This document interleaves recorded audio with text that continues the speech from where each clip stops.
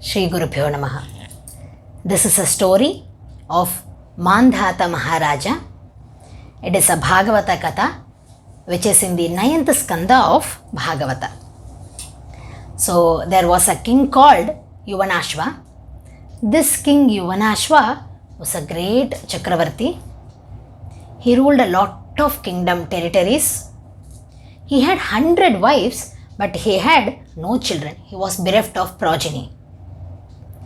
And because of that, he got Vairagya and he went to forest. There in the forest, he met some Rishis. Those Rishis, they understood his situation and made him to perform Indra Yaga.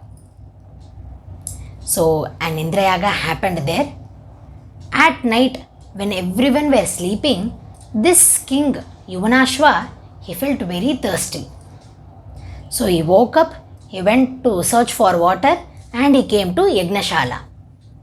There he found a vessel, a kalasha, which was filled with water. Actually, those rishis were sleeping there itself. But he didn't notice. He immediately grabbed the kalasha and he drank the water.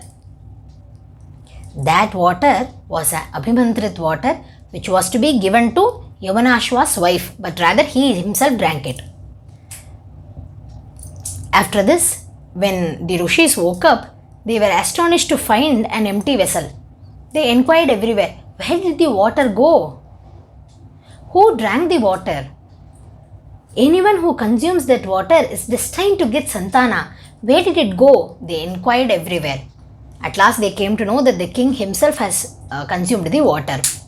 They thought that it's Harichitta. According to Harichitta, everything has happened. Man proposes, God disposes. What can anyone do in that? So they waited. 9 months passed by and a child came out of Yuvanashva.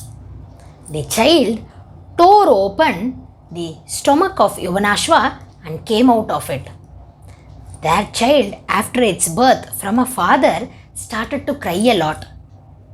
It needed food, it needed mother's milk. But where can he bring milk from? So the child started to cry a lot.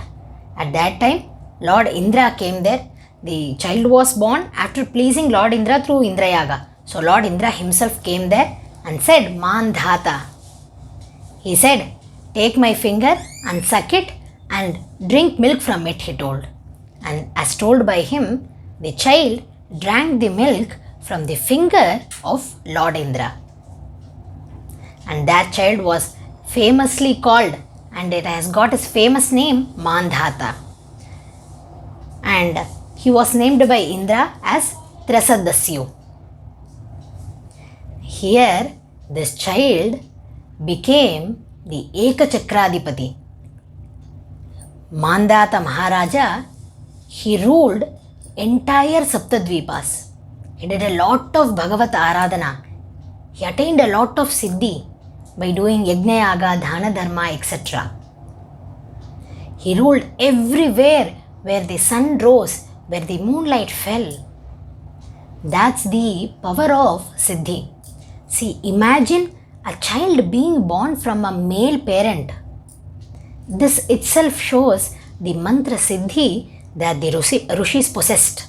And not only that, even after the child which tore open the stomach of the king Yuvanashva, he didn't die. With the mantra Siddhi of the Rishis, they requested the Devatas and he became normal. He then in his last days did tapasya and attained Siddhi. This shows the greatness of mantra Siddhi that our Rishis in ancient times attained by doing dhyana, tapas, Bhagavat Aradhana, etc. which we have to accumulate it in our life. We should try to do Bhagavat Aradhana more and more to attain a lot of things in our life. Shri Krishna Arpanamastu.